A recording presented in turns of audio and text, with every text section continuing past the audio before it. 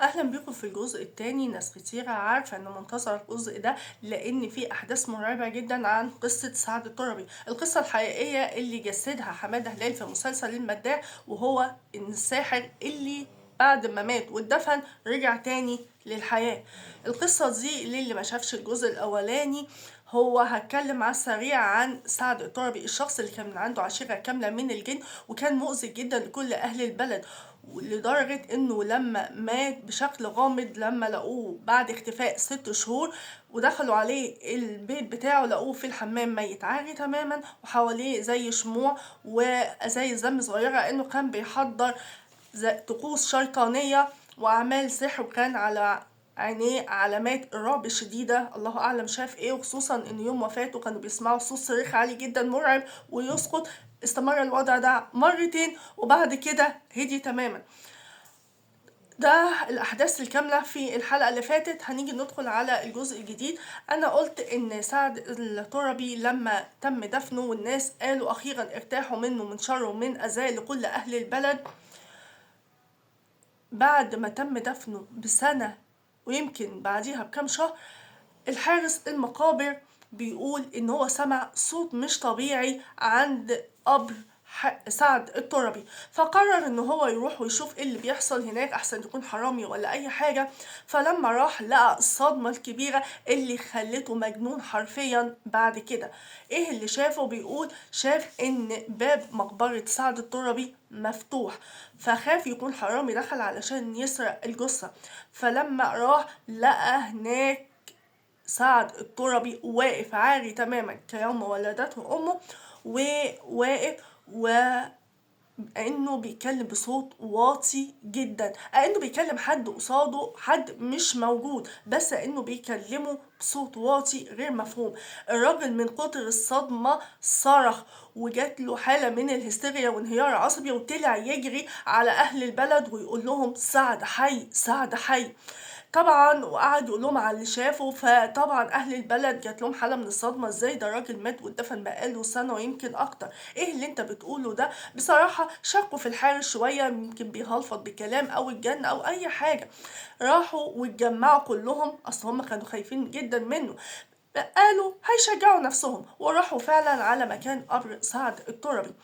وحبة في حبة لما قربوا من القبر لقوا فعلا ان باب المقبرة مفتوح، ومش بس كده لقوا ان الجثمان مش موجود جوه. هو ما شافوهوش، يعني محدش شاف اصلا سعد زي ما الترابي بيقول ان هو، اسفة، حارس المقابر بيقول ان هو شافه، بس لقوا ان الجثمان اختفى من داخل المقبرة.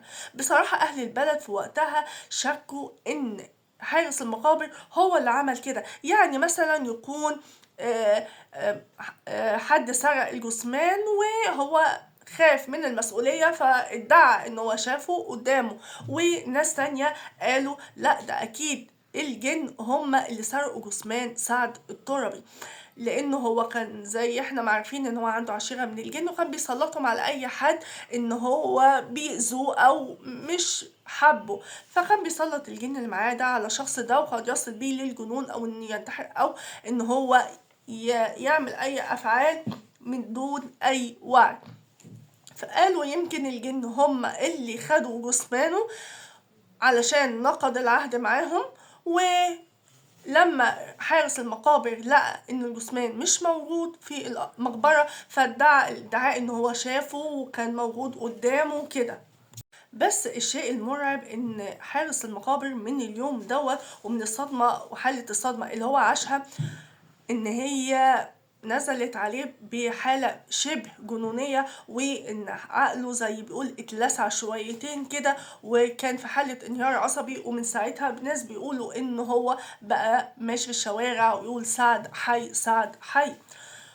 الناس عدت شهر ولا 2 وبعد كده لقوا حاجة غريبة جدا، الناس صحوا في يوم من الأيام لقوا إن البيت ولع، بيت سعد التربي ولع، برغم إن عدى حوالي بتاع سنة ونص من يوم دفنه، وإن البيت مفهوش أي حد، حتى الناس بيخافوا يقربوا منه من ساعة ما يوم ما لقوه ميت جوه وحواليه الدم وأزايز الدم الصغيرة زي شموع. وكمان لقوا حاجة مرعبة، لقوا رؤوس حيوانات مش موجودة على أرض الواقع. يعني قال كل الناس بشهادة الشهود بيقولوا إن هم لقوا زي رؤوس حيوانات مش موجودة في عالمنا، إنها من عالم تاني، وإن هم عمرهم ما شافوها قبل كده. فطبعا لما البيت ولع من يوم الحادثة، وان هو قالوا ان هما مش لاقيين جثمانه فعلا وجثمانه اختفى تماما، الناس كانت في حالة رعب. كانت النار مشتعلة بشكل مرعب جدا. فجم والناس حاولوا يطفوا البيت ده، بس اللي شافوه كان شيء مرعب حرفيا اكتر واكتر. كل مدى حالة الرعب بتزيد عند الناس، وهم ان ناس شافوا سعد التربي واقف حواليهم وبيحاول يطفي معاهم البيت.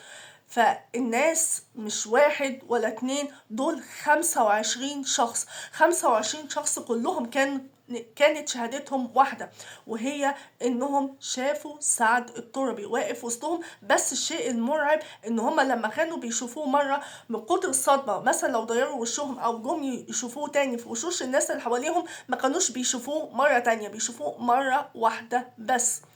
وطبعا ناس كتيرة شككوا في الكلام ده، بس ده كان كلام وشهادة 25 شخص من أهل البلد. ودي كانت قصة سعد التربي، الشخص الساحر المؤذي اللي كل أهل البلد كانوا كارهينه لأذيته ليهم، اللي من بعد ما مات واتدفن ظهر مرة تانية، وده بشهادة ناس كتيرة جدا. في ناس كتيرة طلع كلام هل هو فعلا رجع من الموت، ولا في ناس قالوا ان يمكن جن من الجن اللي كان عنده من العشيرة اللي كان بيسخرهم هو تجسد في جثمان سعد التربي، خصوصا بعد اختفاء جثمانه من المقبرة بتاعته. وما زال لحد وقتنا الحالي لغز سعد التربي لغز لم يستطيع حد ان هو يحله. وده اللي تم ذكره في مسلسل مداح زي ما قلت، مع اختلاف بعض التفاصيل. سلام، وحصنوا نفسكم يا جماعة بأحسن الكلام، وهو كلام الله تعالى، وهو القرآن الكريم.